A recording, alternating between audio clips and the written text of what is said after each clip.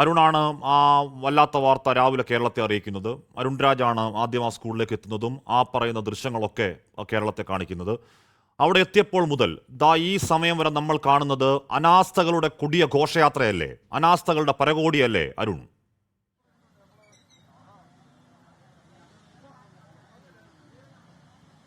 തീർച്ചയായും ഹാഷ്മി, അനാസ്ഥകൾ അക്കമിട്ട് നിരത്തുന്ന കാര്യങ്ങളാണ് നമുക്ക് ഇവിടെ കാണാൻ കഴിഞ്ഞത്. സ്കൂളിനുള്ളിലേക്ക് ആദ്യം കയറി ചെല്ലുന്നത് ബഹുനില കെട്ടിടം.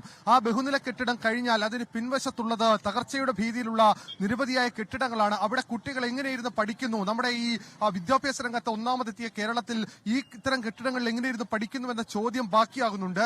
അതിന് പിന്നാലെയാണ് നമ്മൾ കാണുന്ന ഈ ഊഞ്ഞാൽ മാതിരി നിൽക്കുന്ന ഒരു വൈദ്യുതി ലൈൻ. ആ വൈദ്യുതി ലൈനിലാണ് ഇന്ന് മിഥുൻ എന്ന 13-കാരന്റെ ജീവൻ പൊലിഞ്ഞത്. ആ കുട്ടികൾക്കൊപ്പം, തന്റെ സഹപാഠികൾക്കൊപ്പം ആ കളിസ്ഥലത്തിരുന്ന് കളിച്ചുകൊണ്ടിരുന്ന അബദ്ധത്തിൽ വീണ ചെരുപ്പെടുക്കാൻ മുകളിലേക്ക് കയറിയതാണ് ആ 13-കാരൻ. നമുക്ക് ആ ദൃശ്യങ്ങളിൽ ഒന്നുകൂടി കാണിക്കാം പ്രേക്ഷകർക്ക് മുമ്പാകെ. ആ ചെരുപ്പെടുക്കാൻ ഈ കെട്ടിടത്തിന് മുകളിലേക്ക്, അതിന് മുകളിലേക്ക് ആ പയ്യൻ കയറുന്നു. അവിടെ എത്തുമ്പോൾ സമയത്താണ് അവിടെ വെച്ച് ഈ അബദ്ധത്തിൽ ആ പയ്യൻ ആ ലൈനിന് മുകളിലേക്ക്, ആ വിദ്യാർത്ഥി ആ ലൈനിന് മുകളിലേക്ക് വീഴുന്നത്. തുടർന്ന് ഉടൻ തന്നെ അധ്യാപകരും അതുപോലെ തന്നെ സഹപാഠികളും ചേർന്ന് ആശുപത്രിയിൽ എത്തിച്ചെങ്കിലും ജീവൻ രക്ഷിക്കാൻ കഴിഞ്ഞില്ല. ഇതിലെല്ലാം ഏറ്റവും പ്രധാനം, ഇപ്പോൾ വൈദ്യുതി വകുപ്പ് തന്നെ ഒരു റിപ്പോർട്ട് പുറത്തിറക്കിയിട്ടുണ്ട്. വീഴ്ച ഉണ്ടായിട്ടുണ്ട്. വീഴ്ച എങ്ങനെയാണ് ഉണ്ടായിട്ടുള്ളതെന്നാണ് വൈദ്യുതി വകുപ്പ് വിശദീകരിക്കുന്നത്. ഭൂമിയിൽ നിന്നും സുരക്ഷിത അകലത്തിലല്ല തങ്ങൾ വൈദ്യുതി ലൈൻ സ്ഥാപിച്ചത്. ആരാണ് ഹാഷ്മി ഇക്കാര്യത്തിൽ മറുപടി പറയേണ്ടത്? വകുപ്പ് തന്നെ വീഴ്ച സമ്മതിക്കുന്നു. രണ്ടാമതായി പറയുന്നത് താഴെ കെട്ടിടം പണിഞ്ഞത് തങ്ങൾ അറിഞ്ഞില്ല എന്നുള്ളതാണ് വൈദ്യുതി വകുപ്പ് മന്ത്രി തന്നെ വ്യക്തമാക്കുന്നത്. ആരാണ് പിന്നെ ഇത് അനുമതി കൊടുത്തതെന്ന ചോദ്യം ബാക്കിയാകുന്നു.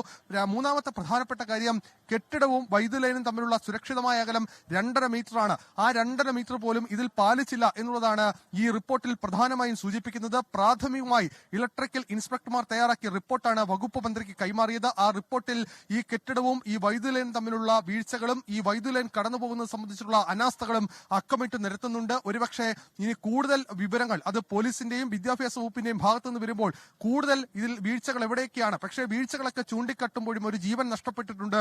അതിനാര് മറുപടി പറയുമെന്ന കാര്യത്തിൽ ഇപ്പോഴും വ്യക്തതയില്ല. ഉത്തരവാദിത്വം പലരാണ് എന്നതാണ് ഇപ്പോഴും ഉദ്യോഗസ്ഥരും സ്കൂൾ മാനേജ്മെന്റ് പറയുന്നത്. ഇക്കാര്യത്തിൽ KSCB പഴിചാരുമ്പോൾ KSCB സ്കൂൾ മാനേജ്മെന്റിനെ പഴിചാരുന്നു. നഷ്ടപ്പെട്ടത് മിഥുന്റെ കുടുംബത്തിന് മാത്രമായി മാറുകയും ചെയ്യുന്നുണ്ട്.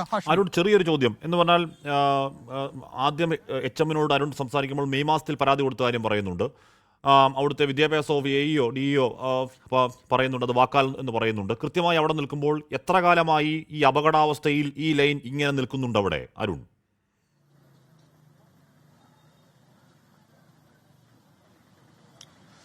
10 വർഷത്തിന് മുകളിലായി ഇത്തരത്തിൽ ഇത് ഈ രീതിയിൽ തുടരുന്നു എന്നുള്ളതാണ് കൃത്യമായി നമുക്ക് ലഭിച്ച വിവരം. ഞാൻ ആദ്യം ഈ സ്കൂളിന്റെ പ്രധാന അധ്യാപികയോട് ഇത് എന്നാണ് പരാതി നൽകിയെന്ന ചോദ്യം ഉന്നയിച്ചു. അവർ ആദ്യം എന്നോട് പറഞ്ഞത് പരാതി കൊടുത്തിട്ടുണ്ട്, മെയ് മാസത്തിൽ പരാതി കൊടുത്തിട്ടുണ്ടെന്നാണ്. എനിക്ക് പിന്നാലെ ഇത് കേട്ടുകൊണ്ടെത്തിയ DEO ഈ കൊടുത്ത പരാതിയുടെ ആവശ്യപ്പെട്ടപ്പോഴാണ് പ്രധാന അധ്യാപിക ആകെ വിരണ്ടത്. പിന്നീട് അവർ പറഞ്ഞത് വാക്കാൽ മാത്രമാണ് KSCBക്ക് ഇത് മാറ്റാൻ നിർദ്ദേശം കൊടുത്തതെന്നായിരുന്നു. ഒടുവിൽ പരിശോധനയിൽ KSCB പറഞ്ഞിരിക്കുന്നത്, KSCB പറയുന്ന ഭാഗം ഇങ്ങനെയാണ്: മാനേജ്മെന്റ് ഇത് മാറ്റാൻ നിർദ്ദേശം നൽകിയിട്ടില്ല.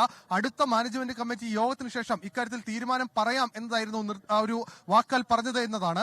ഇക്കാര്യത്തിൽ ഒരു അനാസ്ഥ ഈ സ്കൂൾ മാനേജ്മെന്റ് ഭാഗത്തു നിന്ന് ഉണ്ടായിട്ടുള്ളതായി ഇവരുടെ വാക്കുകളിൽ നിന്ന് വ്യക്തമാണ്. നമ്മൾ നേരത്തെ പറഞ്ഞതുപോലെ ഈ അനാസ്ഥ വീണ്ടും ചൂണ്ടിക്കാട്ടുകയല്ല, പക്ഷെ അതൊരു ജീവനെ നഷ്ടപ്പെടുത്തുന്ന സാഹചര്യമടക്കം ഉണ്ടായ ഘട്ടത്തിൽ അത് എങ്ങനെ ഉണ്ടായെന്ന ചോദ്യം ഇപ്പോഴും ബാക്കിയാകുന്നു. എന്തായാലും സ്കൂളിലേക്ക് ഈ വിവിധ സംഘടനകളടക്കം എല്ലാവരും എത്തുന്നുണ്ട്. എല്ലാവരും ചോദിക്കുന്ന ഒരേ ചോദ്യം, ഇതിനാരുത്തരം പറയും, ആരാണ് ഈ മരണത്തിന് ഉത്തരവാദി എന്നുള്ളതാണ്. പക്ഷേ ആർക്കും ആ മരണത്തിന്റെ ഉത്തരവാദിത്വം ഏറ്റെടുക്കാൻ കഴിയുന്നില്ല എന്നുള്ളതാണ് യാഥാർത്ഥ്യം. ഈ 13-കാരനായ മിഥുൻ തന്റെ സഹപാഠിയുടെ ചെരുപ്പെടുക്കാൻ വേണ്ടിയാണ് ആ സൈക്കിൾ ഷെഡിന് മുകളിലേക്ക് കയറുകയും ആ സൈക്കിൾ ഷെഡിന് മുകളിൽ കയറി ഈ ചെരുപ്പെടുക്കാൻ ശ്രമിക്കുകയും ചെയ്തത്. എന്തായാലും അനാസ്ഥ സ്കൂൾ മാനേജ്മെന്റിന്റെ ഭാഗത്തും വൈദ്യുതി വകുപ്പിന്റെ ഭാഗത്തും ഉണ്ടായിട്ടുണ്ട് എന്നുള്ളത് യാഥാർത്ഥ്യമാണ്. നടപടി ആർക്കൊക്കെ വരും, ആർക്കൊക്കെ എതിരെ ഉണ്ടാകും എന്നുള്ളത് വരും ദിവസങ്ങളിൽ എന്ത് നടപടി, എന്ത് കാര്യം? അവന്റെ കുഞ്ഞിന്, അവന്റെ ആ മനോജ് എന്ന് പറയുന്ന അച്ഛന്റെ സങ്കടം കണ്ടു നിൽക്കാൻ പറ്റുമോ? ആ പുത്രദുഃഖത്തിന്, അവന്റെ അമ്മയുടെ വേദനയ്ക്ക് എന്ത് നടപടി, എന്ത് പരിഹാരം?